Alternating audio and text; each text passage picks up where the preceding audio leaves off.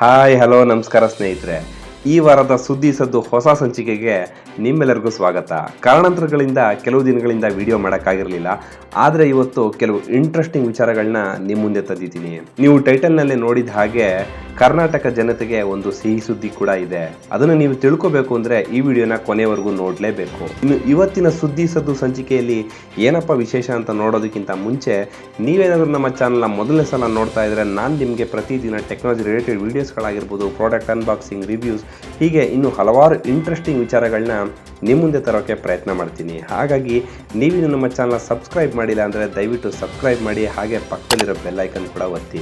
ಅದರಿಂದ ನಾನು ಮುಂದೆ ಮಾಡೋ ಯಾವುದೇ ವಿಡಿಯೋನ ನೀವು ಮಿಸ್ ಮಾಡದೆ ನೋಡ್ಬೋದು. ಹಾಗಾದ್ರೆ ಏನು ತಡ ಮಾಡೋದು ಬೇಡ, ನಾನು ನಿಮ್ಮ ಪ್ರವೀಣ್ ಗೌಡ್ರು, ನೀವು ನೋಡ್ತಾ ಇದ್ರೆ ಶೋ 5. ಬನ್ನಿ ಶುರು ಮಾಡೋಣ.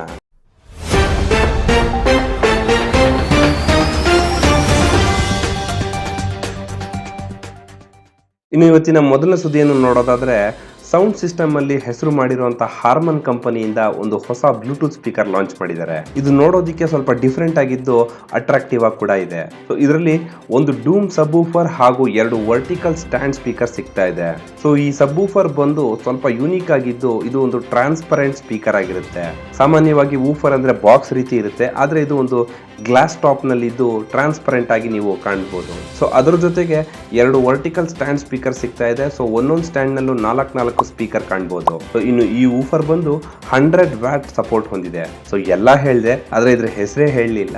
ಇನ್ನು ಇದರ ಹೆಸರು ಬಂದು ಹಾರ್ಮನ್ ಕಾರ್ಡನ್ ಸೌಂಡ್ ಸ್ಟಿಕ್ಸ್ ಅಂತ. ಸೊ ಇನ್ನು ಇದರ ಕನೆಕ್ಟಿವಿಟಿ ಬಗ್ಗೆ ನೋಡೋದಾದ್ರೆ ಇದನ್ನು ಬ್ಲೂಟೂತ್ ಹಾಗೂ ವೈಫೈ ನಿಂದ ಕನೆಕ್ಟ್ ಮಾಡಬಹುದು. ಇದೊಂದು ಸಿಂಪಲ್ ಡಿಸೈನ್ ಆಗಿದ್ರು ನೋಡೋದಕ್ಕೆ ಯೂನಿಕ್ ಆಗಿದೆ. ಇನ್ನು ಇದು 100 ವ್ಯಾಟ್ ಸೌಂಡ್ ಸಿಸ್ಟಮ್ ಆಗಿರೋದ್ರಿಂದ ಒಂದು ರೂಮ್ ತುಂಬಾ ಒಳ್ಳೆ ಸೌಂಡ್ ಇರುತ್ತೆ. ಇನ್ನು ಇದು ಸದ್ಯಕ್ಕೆ ಬ್ಲಾಕ್ ಹಾಗೂ ವೈಟ್ ಕಲರ್ ಆಪ್ಷನ್ಸ್ ನಲ್ಲಿ ಸಿಗ್ತಾ ಇದೆ.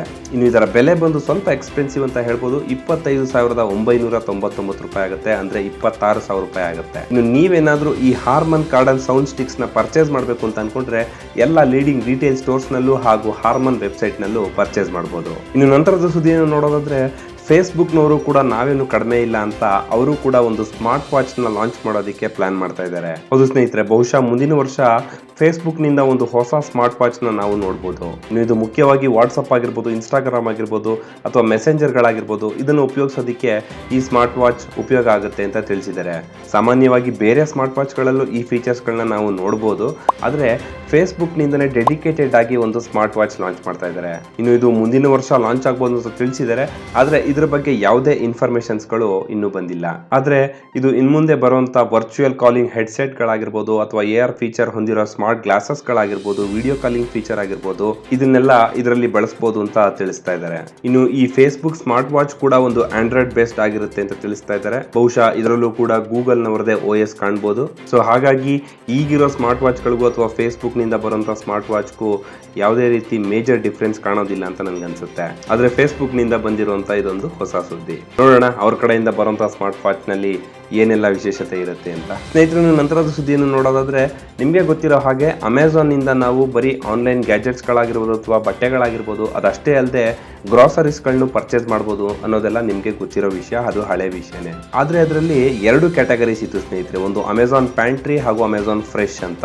ಸೊ ನೀವು ಯಾವುದೇ ರೀತಿ ಗ್ರಾಸರೀಸ್ ಗಳನ್ನ ಏನಾದ್ರು ಪರ್ಚೇಸ್ ಮಾಡಬೇಕು ಅಂದ್ರೆ ಪ್ಯಾಂಟ್ರಿಯಿಂದ ಪರ್ಚೇಸ್ ಮಾಡಬೇಕಾಗಿರ್ತಿತ್ತು. ಹಾಗೆ ನೀವೇನಾದ್ರೂ ಹಣ್ಣುಗಳು ಅಥವಾ ತರಕಾರಿಗಳು, ಹಾಲು ಹೀಗೆ ಮತ್ತಷ್ಟು ಪದಾರ್ಥಗಳನ್ನ ನೀವು ಅಮೆಝಾನ್ ಫ್ರೆಶ್ ನಿಂದ ಪರ್ಚೇಸ್ ಮಾಡಬಹುದಾಗಿತ್ತು. ಆದ್ರೆ ಈಗ ಅಮೆಝಾನ್ ನವರ ಹೊಸ ಅಪ್ಡೇಟ್ ಪ್ರಕಾರ ನೀವು ಎರಡನ್ನು ಒಟ್ಟಿಗೆ ಪರ್ಚೇಸ್ ಮಾಡಬಹುದು. ಸೊ ನೀವು ಮೊದಲೆಲ್ಲ ಅದನ್ನ ಸಪರೇಟ್ ಆಗಿ ಪರ್ಚೇಸ್ ಮಾಡಬೇಕಾಗಿತ್ತು, ಹಾಗೆ ಇದನ್ನ ಸಪರೇಟ್ ಆಗಿ ಪರ್ಚೇಸ್ ಮಾಡಬೇಕಾಗಿತ್ತು. ಸೊ ಹಾಗಾಗಿ ಡೆಲಿವರಿ ಕೂಡ ನಿಮಗೆ ಸಪರೇಟ್ ಆಗಿ ಬರ್ತಿತ್ತು. ಸೊ ಇದರಿಂದ ಕಸ್ಟಮರ್ಸ್ ಕೂಡ ಬೈ ಮಾಡುವಾಗ ಸ್ವಲ್ಪ ಕನ್ಫ್ಯೂಷನ್ ಇರ್ತಿತ್ತು, ಹಾಗೆ ಕಿರಿಕಿರಿ ಕೂಡ ಇರ್ತಿತ್ತು. ಸೊ ಈಗ ನೀವು ಎರಡನ್ನು ಒಂದೇ ಪ್ಲಾಟ್ಫಾರ್ಮ್ ನಿಂದ ಪರ್ಚೇಸ್ ಮಾಡಬಹುದು. ಇನ್ನು ಪರ್ಚೇಸ್ ಮಾಡೋದ್ರಲ್ಲಿ ಯಾವುದೇ ರೀತಿ ಡಿಫರೆನ್ಸ್ ಇಲ್ಲ.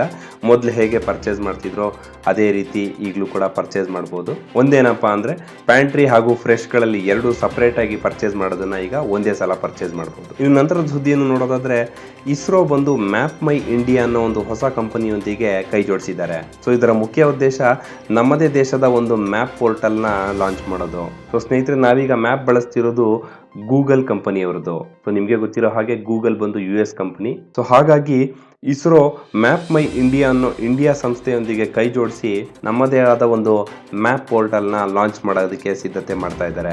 ಸೊ ಈಗ ಪ್ರತಿಯೊಬ್ಬರು ಆತ್ಮನಿರ್ಭರ್ ಭಾರತ್ ಕಡೆ ಒಲವು ತೋರ್ತಾ ಇದ್ದಾರೆ. ಹಾಗಾಗಿ ಪ್ರತಿಯೊಂದು made in India, make in India ಅಂತ ಆಗ್ತಾ ಇದೆ.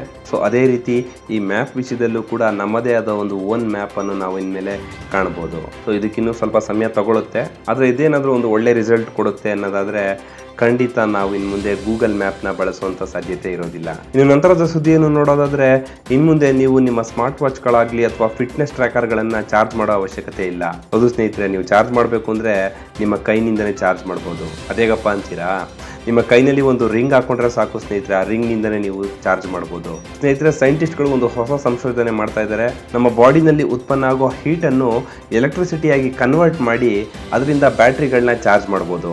ಅದು ಸ್ವಲ್ಪ ಪ್ರಮಾಣದಲ್ಲೇ ಮಾಡ್ಬೋದು, ಆದರೆ ಖಂಡಿತ ಇದೊಂದು ಯೂಸ್ಫುಲ್ ಆಗುತ್ತೆ. ಸೊ ಅದಕ್ಕಾಗಿ ಕೈ ಬೆರಳಿನಲ್ಲಿ ಒಂದು ರಿಂಗ್ ಮುಖಾಂತರನೋ ಅಥವಾ ಒಂದು ಬ್ರಾಸ್ಲೆಟ್ ಮುಖಾಂತರನೋ ನಮ್ಮ ಬಾಡಿನಲ್ಲಿ ಇರುವಂಥ ಹೀಟನ್ನು ಎಲೆಕ್ಟ್ರಿಸಿಟಿಯಾಗಿ ಕನ್ವರ್ಟ್ ಮಾಡಿ ಅದರಿಂದ ಈ ಫಿಟ್ನೆಸ್ ಟ್ರ್ಯಾಕರ್ಗಳನ್ನ ಅಥವಾ ಸ್ಮಾರ್ಟ್ ವಾಚ್ಗಳನ್ನ ಚಾರ್ಜ್ ಮಾಡ್ಬೋದು. ಇದಕ್ಕೆ ಥರ್ಮೋ ಎಲೆಕ್ಟ್ರಿಕ್ ಡಿವೈಸಸ್ ಅಂತ ಕರೀತಾರೆ. ಸೊ ಈ ಥರ್ಮೋ ಎಲೆಕ್ಟ್ರಿಕ್ ಚಿಪ್ಸ್ ಅನ್ನು ಈ ರಿಂಗ್ನಲ್ಲೋ ಅಥವಾ ಬ್ರಾಸ್ಲೆಟ್ನಲ್ಲೋ ಅಳವಡಿಸಿ ನಮ್ಮ ಬಾಡಿನಲ್ಲಿ ಬರುವಂಥ ಹೀಟನ್ನು ಎಲೆಕ್ಟ್ರಿಸಿಟಿಯಾಗಿ ಕನ್ವರ್ಟ್ ಮಾಡ್ಬೋದು. ಸೊ ಅದರಿಂದ ಸ್ವಲ್ಪ ಪ್ರಮಾಣದಲ್ಲಿ ನಮ್ಮ ಬ್ಯಾಟ್ರಿಗಳನ್ನ ಚಾರ್ಜ್ ಮಾಡ್ಬೋದು. ಸ್ನೇಹಿತರೆ, ನಂತರದ ಸುದ್ದಿಯನ್ನು ನೋಡೋದಾದ್ರೆ, ನಾಸಾ ಕಡೆಯಿಂದ ಮಾರ್ಸ್ನಲ್ಲಿ ಒಂದು ಹೊಸ ಹೆಲಿಕಾಪ್ಟರ್ನ ಫ್ಲೈ ಮಾಡೋದಕ್ಕೆ ರೆಡಿ ಮಾಡ್ತಾ ಇದ್ದಾರೆ. ಸೊ ಇದೊಂದು ಫಸ್ಟ್ ಟೈಮ್ ಅಂತ ಹೇಳ್ತಾ ಇದ್ದಾರೆ, ಮಾರ್ಸ್ನಲ್ಲಿ ಒಂದು ಹೆಲಿಕಾಪ್ಟರ್ನ ಫ್ಲೈ ಮಾಡ್ತಾ ಇರೋದು. ಸೊ ಇದು ನೋಡೋದಕ್ಕೆ ಬಹುತೇಕ ಒಂದು ಡ್ರೋನ್ ರೀತಿ ಕಾಣ್ತಾ ಇದೆ. ಇದು ತುಂಬಾ ಲೈಟ್ ವೇಟ್ ಇದ್ದು ಕೇವಲ 1.8 kg ಇರುತ್ತೆ. ಹಾಗೆ 4 ಅಡಿ ಉದ್ದ ಇದ್ದು ಕ್ಯಾಮರಾ ಹಾಗೂ ಸೆನ್ಸರ್ಗಳಿಂದ ಒಳಗೊಂಡಿರುತ್ತೆ. ಇನ್ನು ಇದರಲ್ಲಿ ಸೋಲಾರ್ ಪ್ಯಾನಲ್ಸ್ಗಳು ಇದ್ದು ಸೂರ್ಯನಿಂದನೇ ಇದು ಚಾರ್ಜ್ ಮಾಡ್ಕೊಳ್ಳುತ್ತೆ. ಇನ್ನು ಇದರ ಉದ್ದೇಶ ಏನು ಮುಖ್ಯವಾದ ಅಲ್ಲದೆ ಇದ್ರೂ ಒಂದು ಹೊಸ ಟೆಕ್ನಾಲಜಿ ಹಾಗೂ ಹೊಸ ಪ್ರಯತ್ನ ನಾಸಾ ಕಡೆಯಿಂದ ಮಾಡ್ತಾ ಇದ್ದಾರೆ. ಇನ್ನು ನಂತರದ ಸುದ್ದಿಯನ್ನು ನೋಡೋದಾದ್ರೆ, ಪಾಪ್ಯುಲರ್ ಕಾರ್ಸ್ಗಳಲ್ಲಿ ಒಂದಾದ ಜಾಗ್ವರ್ ಕಂಪನಿ ಕಾರ್ಗಳು 2039 ಹೊತ್ತಿಗೆ ಎಲ್ಲ ಕಾರ್ಗಳು ಎಲೆಕ್ಟ್ರಿಕ್ ಕಾರ್ಗಳಾಗಿರುತ್ತೆ. ಸೊ ನಿಮಗೆ ಗೊತ್ತಿರೋ ಹಾಗೆ ನಮ್ಮ ದೇಶದಲ್ಲಿ ಟಾಟಾ ಮೋಟಾರ್ಸ್ನವರು ಈ ಜಾಗ್ವಾರ್ ಕಂಪನಿ ಕಾರ್ಸ್ಗಳನ್ನ ಓನ್ ಮಾಡ್ಕೊಂಡಿದ್ದಾರೆ. ಸೊ ಹಾಗೆ ಇನ್ಮುಂದೆ ಎಲೆಕ್ಟ್ರಿಕ್ ಕಾರ್ಸ್ಗಳು ಜಾಸ್ತಿ ಆಗ್ತಾ ಇರೋದ್ರಿಂದ ಜಾಗ್ವಾರ್ ಕಂಪನಿ ಕಾರ್ಗಳು 2039 ಹೊತ್ತಿಗೆ ಕೇವಲ ಎಲೆಕ್ಟ್ರಿಕ್ ಕಾರ್ಸ್ಗಳನ್ನ ಮಾತ್ರ ಲಾಂಚ್ ಮಾಡ್ತಾರೆ ಅಂತ ತಿಳಿಸಲಾಗ್ತಾ ಇದೆ. ಅದರ ಜೊತೆಗೆ ಲ್ಯಾಂಡ್ ರೋವರ್ ಕಾರ್ಗಳು ಕೂಡ 2024 ಹೊತ್ತಿಗೆ ಎಲೆಕ್ಟ್ರಿಕ್ ಕಾರ್ಸ್ಗಳನ್ನ ಲಾಂಚ್ ಮಾಡ್ತಾರೆ ಅಂತ ತಿಳಿಸ್ತಾ ಇದ್ದಾರೆ. ಬಹುಶಃ 2050 ಹೊತ್ತಿಗೆ ನಾವೆಲ್ಲ ಸಾಕಷ್ಟು ಕೇವಲ ಎಲೆಕ್ಟ್ರಿಕ್ ಕಾರ್ಸ್ಗಳನ್ನೇ ನೋಡ್ಬೋದು ಅಂತ ಅನ್ಕೋತೀನಿ. ಈಗಲೇ ಅದರ ಬೆಳವಣಿಗೆ ತುಂಬಾ ವೇಗವಾಗಿ ಬೆಳೀತಾ ಇದೆ. ಅದರಲ್ಲೂ ಈಗಂತೂ ಪ್ರತಿದಿನ ಪೆಟ್ರೋಲ್ ಡೀಸೆಲ್ ಬೆಲೆ ಜಾಸ್ತಿ ಆಗ್ತಾನೆ ಇದೆ. ಅದನ್ನೆಲ್ಲ ನೋಡೋದಾದ್ರೆ ಈ ಎಲೆಕ್ಟ್ರಿಕ್ ವೆಹಿಕಲ್ಸ್ಗಳನ್ನೇ ಕೊಂಡ್ಕೊಳ್ಳೋದು ಒಳ್ಳೇದು ಅನ್ಸುತ್ತೆ. ಇದ್ರ ಬಗ್ಗೆ ನಿಮ್ಗೆ ಅನ್ಸುತ್ತೆ? ದಯವಿಟ್ಟು ಕಮೆಂಟ್ ಮಾಡಿ ತಿಳಿಸಿ ಸ್ನೇಹಿತರೆ. ಇನ್ನು ನಂತರದ ಸುದ್ದಿಯನ್ನು ನೋಡೋದಾದ್ರೆ, ಪೀಟ್ರಾನ್ ನಿಂದ ಒಂದು ಕಡಿಮೆ ಬೆಲೆಯ ಇಯರ್ಪಾಡ್ಸ್ ನ ಲಾಂಚ್ ಮಾಡಿದ್ದಾರೆ ಸ್ನೇಹಿತರೆ. ಇನ್ನು ಇದು 2 ಮಾಡೆಲ್ಗಳಲ್ಲಿ ಲಾಂಚ್ ಮಾಡಲಾಗಿದ್ದು, ಪೀಟ್ರಾನ್ ಬೇಸ್ ಬಡ್ಸ್ ವಿಸ್ತಾ ಮತ್ತು ಪೀಟ್ರಾನ್ ಬೇಸ್ ಬಡ್ಸ್ ಪ್ರೋ ಅಂತ 2 ಮಾಡೆಲ್ಗಳನ್ನು ಲಾಂಚ್ ಮಾಡಲಾಗಿದೆ. ಇನ್ನು ಇದರ ವಿಶೇಷತೆಯನ್ನು ನೋಡೋದಾದ್ರೆ, ಇದು ವೈರ್ಲೆಸ್ ಚಾರ್ಜಿಂಗ್ ಸಪೋರ್ಟ್ ಕೂಡ ಹೊಂದಿದೆ. ಹಾಗೆ 5 ವ್ಯಾಟ್ ಚಾರ್ಜಿಂಗ್ ಸಪೋರ್ಟ್ ಹೊಂದಿರುತ್ತೆ. ಆ ವೈರ್ಲೆಸ್ ಚಾರ್ಜರ್ ಕೂಡ ನೀವು ಸಪರೇಟ್ ಆಗಿ ಪರ್ಚೇಸ್ ಮಾಡಬೇಕು ಅಂತೇನಿಲ್ಲ, ಇದರ ಬಾಕ್ಸ್ ಜೊತೆಗೆ ನಿಮಗೆ ಸಿಗ್ತಾ ಇದೆ. ಇನ್ನು ಇದು ಬ್ಲೂಟೂತ್ 5.1 ಕನೆಕ್ಟಿವಿಟಿ ಹೊಂದಿರುತ್ತೆ. ಹಾಗೆ ಇದರ ವಾಟರ್ ರೆಸಿಸ್ಟೆನ್ಸ್ ಅನ್ನು ನೋಡೋದಾದ್ರೆ IP-X4 ರೇಟೆಡ್ ಆಗಿರುತ್ತೆ. ಇನ್ನು ಇದರ ಬ್ಯಾಟರಿ ಲೈಫ್ ಬಗ್ಗೆ ನೋಡೋದಾದ್ರೆ, ಕೇವಲ ಇಯರ್ಬಡ್ಸ್ ನಿಂದನೇ 4 ಗಂಟೆಗಳ ಚಾರ್ಜ್ ಇರುತ್ತೆ. ಹಾಗೆ ಚಾರ್ಜಿಂಗ್ ಕೇಸ್ ನಲ್ಲಿ 8 ಗಂಟೆಗಳ ಕಾಲ ಚಾರ್ಜ್ ಇರುತ್ತೆ. ಇನ್ನು ಇದರ ಬೆಲೆಗಳನ್ನು ನೋಡೋದಾದ್ರೆ, ಪೀಟ್ರಾನ್ ಬೇಸ್ ಬಡ್ಸ್ ವಿಸ್ತಾ ಬಂದು 1299 ರೂಪಾಯಿ. ಹಾಗೆ ಪೀಟ್ರಾನ್ ಬೇಸ್ ಬಡ್ಸ್ ಪ್ರೋ ಬಂದು 1199 ರೂಪಾಯಿ. ಅದು ವೈರ್ಲೆಸ್ ಚಾರ್ಜರ್ ಜೊತೆಗೆ. ಖಂಡಿತ ಇದೊಂದು ಕಡಿಮೆ ಬೆಲೆಗೆ ಒಂದು ಒಳ್ಳೆ ಇಯರ್ಬಡ್ಸ್ ಅಂತ ಹೇಳ್ಬೋದು ಸ್ನೇಹಿತರೆ. ಇನ್ನು ನಂತರದ ಸುದ್ದಿಯನ್ನು ನೋಡೋದಾದ್ರೆ, ಓಪೋನಿಂದ ಒಂದು ಹೊಸ ಪೇಟೆಂಟ್ ಬಂದಿದೆ. ಅದೇನಪ್ಪಾ ಅಂದ್ರೆ, ಓಪೋ ಸ್ಮಾರ್ಟ್ ಫೋನ್ ನ ಸೆಲ್ಫಿ ಕ್ಯಾಮ್ರಾ ಏನಿರುತ್ತೆ ಇದನ್ನ ಮೂವ್ ಮಾಡ್ಬೋದು. ಸೊ ಲೆಫ್ಟ್ ರೈಟ್ನಿಂದ ಲೆಫ್ಟ್ಗೆ, ಲೆಫ್ಟಿಂದ ರೈಟ್ಗೆ ಮೂವ್ ಮಾಡ್ಬೋದು. ಸೊ ಇದೇ ರೀತಿ ಓಪೋನಿಂದ ಸಾಕಷ್ಟು ಪೇಟೆಂಟ್ಗಳು ಹಿಂದೆ ಕೂಡ ಬಂದಿತ್ತು. ಓಪೋನ ರೋಲ್ಡ್ ಡಿಸ್ಪ್ಲೇ ಫೋನ್ ಕೂಡ ಒಂದು ಕಾನ್ಸೆಪ್ಟ್ ರೀತಿ ತಂದಿದ್ರು. ಸೊ ಅದೇ ರೀತಿ ಈಗ ಮೂವೇಬಲ್ ಸೆಲ್ಫಿ ಕ್ಯಾಮ್ರಾ ಕೂಡ ತಂದಿದ್ದಾರೆ. ಸೊ ನೀವು ಸೆಲ್ಫಿ ಫೋಟೋ ತಗೋಬೇಕಾದ್ರೆ ನೀವೇ ಆ ಕಡೆ ಈ ಕಡೆ ನೋಡುವಂತ ಅವಶ್ಯಕತೆ ಇರೋದಿಲ್ಲ. ಕೇವಲ ಕ್ಯಾಮ್ರಾ ಮಾತ್ರ ಆ ಕಡೆ ಈ ಕಡೆ ಸ್ಲೈಡ್ ಮಾಡ್ಬೋದು.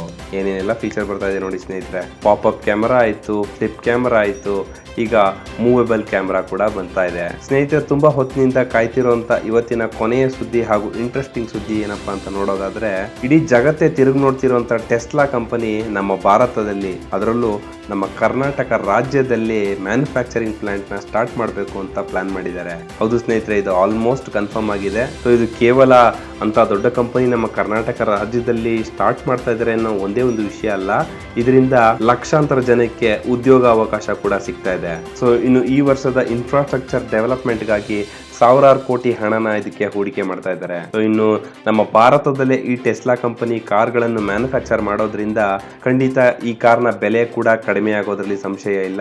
ಸೊ ಈ ಕಾರ್ ಇಷ್ಟೊಂದು ಹೆಸರುವಾಸಿ ಆಗಿರೋದಕ್ಕೆ ಇದರಲ್ಲಿರುವಂತಹ ಆಟೋ ಪೈಲಟ್ ಫೀಚರ್ ಸ್ನೇಹಿತರೆ. ಇದು ಈಗ ಲೆವೆಲ್ 1 ನಲ್ಲಿದೆ, ಆದ್ರೆ ಇವರ ಗುರಿ ಬಂದು ಲೆವೆಲ್ 5 ಹೋಗ್ಬೇಕು ಅಂತ.